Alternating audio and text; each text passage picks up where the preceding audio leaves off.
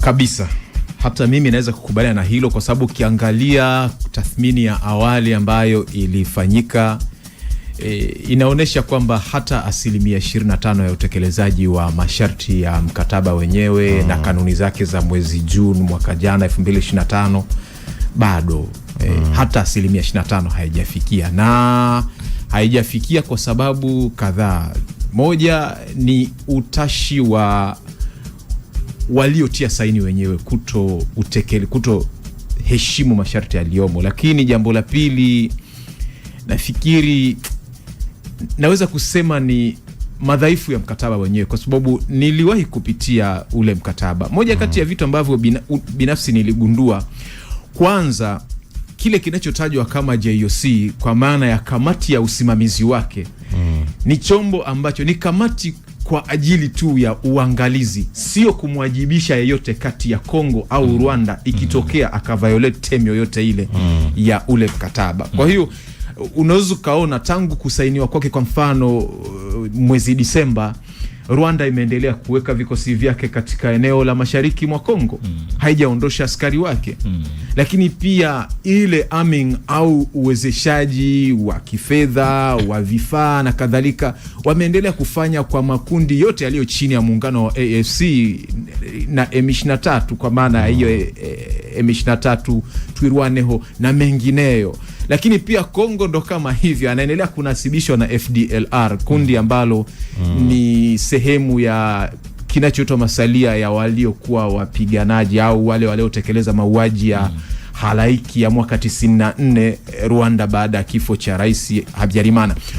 Kwa hiyo unaona kila upande umebakia kuwa na makovukovu ambayo yanafanya mkataba huu kwa ujumla wake kuendelea kuonekana kwamba ni kitu ambacho kimeshindikana kutekelezeka kusema kweli. Wakati fulani mimi huwa najiuliza, ukimsikiliza Rwanda mara nyingi amekuwa akikataa kuhusika na chochote kinachoendelea DRC. Ukimsikiliza Paul Kagame amekuwa akisema yeye hahusiki na mashambulizi ya M23 na chochote. Wakati Marekani anaingia kama sehemu ya msaada wa kumaliza vita mashariki mwa Kongo, yeye sharti lake ambalo liweka ni kuchukua yale madini ambayo yanakwenda kutengeneza madini ambayo yanakwenda kutengeneza simu. Kwa hakika unaelewa. Sasa Marekani ya kuingia bure. Ni kweli. Yani kama ambavyo imekuwa kiingia sehemu yote yaingie, yani anapoingia kuna kitu ambacho anakuwa anakihitaji. Kwa hiyo inawezekana hali ambayo tunaishuhudia sasa bado si shwari, lakini yeye kile ambacho anakichukua bado anazidi kukichukua. Hapa sasa ni nyinyi ambao mmekuwa mkipitia changamoto sasa DRC.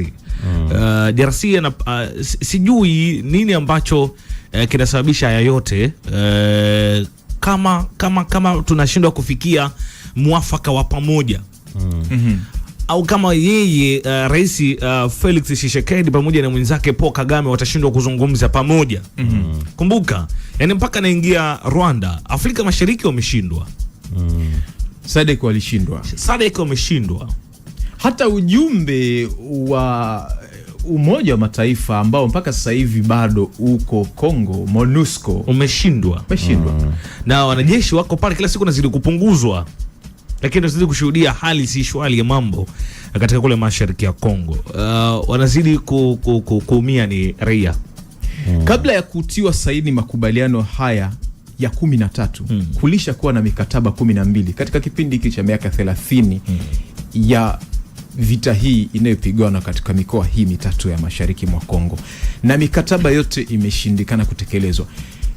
Na ukija kuangalia sababu ni zile zile tu, sababu za kimaslahi, lakini pia kuna zingine ziko kikanda na zingine ziko kimataifa, kwa sababu wakati hawa wanapigia chapuo kama unavyoeleza kwamba Marekani na washirika wake wamekuwa kipigia chapuo kwa kuvutwa na kutaka kuingia katika ushawishi wa sekta ya madini, hasa kwa kuzingatia kwamba kwa miaka mingi sana China na Urusi wamekuwa ndio walioteka sekta hiyo katika Jamhuri ya Kidemokrasia Kongo.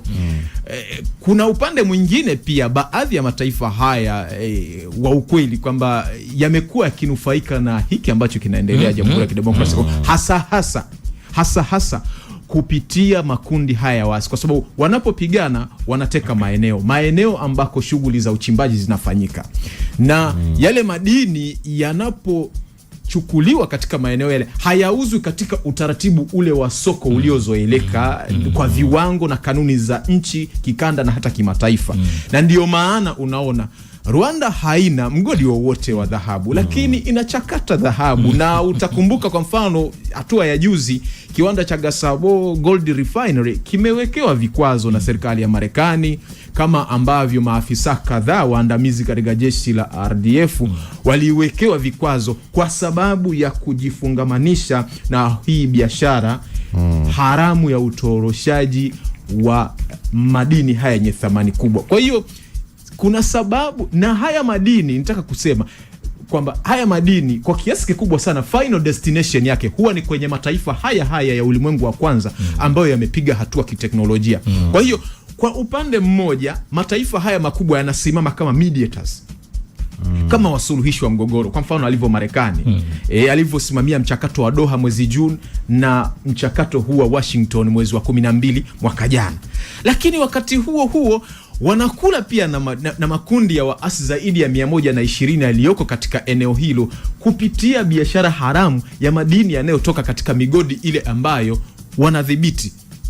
Wakati mwingine haya matatizo kwa nchi zetu sisi za Afrika tunapaswa kuyamaliza wenyewe pasina kumshirikisha mtu mwingine.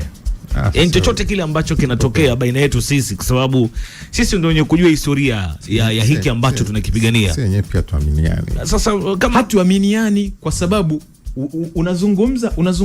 unazungumza habari ya kutatua migogoro wenyewe. Burundi na Rwanda wanatuhumiana kwenye masuala ya usalama. Wamefungiana mipaka kwa mwaka wa 10 mpaka sasa. Rwanda na Kongo, unafahamu kinachoendelea. Somalia na Somaliland sawa na wasuluhishaji wenyewe. Kwa hiyo ukija kwa mfano katika Jumuiya ya Afrika ya Mashariki tuko 8, lakini ndani ya 8 hawa kuna ambao hawaelewani katika hili na lile, kidiplomasia, kiusalama, kisiasa, kiuchumi. Unajua kinachoumiza ni kwamba wale ambao tunawakaribisha wakati mwingine kwenye meza mazungumzo ya kutaka kutupatanisha hawaji bure.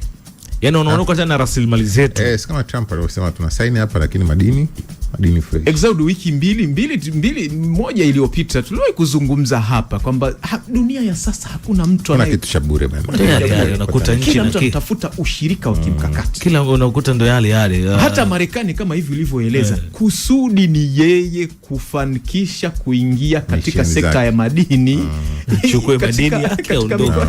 Wakati mwingine ndo huyo anawezekana kusaidia, lakini anakusaidia pia na uzuri kwa Trump ni mtu pragmatic. Amekuwa ni mtu aliyebayana tu kwamba bana, amekuwa bayana Ukraine, amekuwa bayana Kongo kwamba hata Ukraine alizungumza wakati alivyokutana na Rais Zelensky kwamba tunakusaidia, lakini kwako wewe tunanufaika nini? Hata wakati wa kutiwa saini kwa mkataba huu wa Washington wa Disemba alisema lengo letu ni kuhakikisha wafanya biashara wetu wanapeleka billions of money katika sekta ya madini ili Wakongo wapate pesa, Rwanda wapate pesa, na sisi tupate pesa.